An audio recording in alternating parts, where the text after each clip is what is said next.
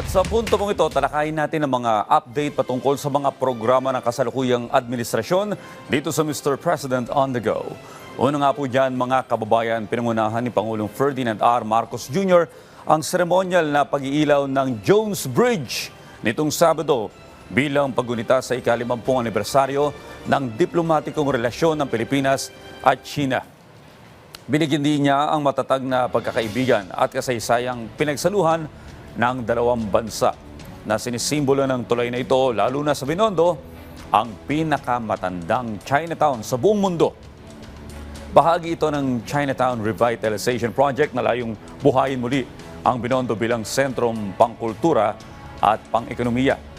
Binanggit din ng ating Pangulo ang mga proyektong pagpapaunlad ng Ilog Pasig at ang layunin ng gobyerno na panatilihin ang kasaysayan ng Maynila. Inanyayahan ng Pangulo ang publiko na bisitahin ang mga lugar gaya ng Ongpin, Escolta at Carvajal na mas madali ng puntahan dahil sa tulay. Nanawagan si Chinese Ambassador Wang Jilian ng kooperasyon sa halip na hidwaan. Matatanda ang opisyal na itinatag ang diplomatic relations ng dalawang bansa noong Hunyo 9, 1975.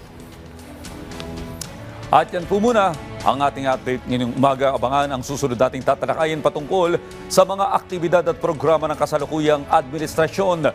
Dito lamang sa Mr. President on the Go.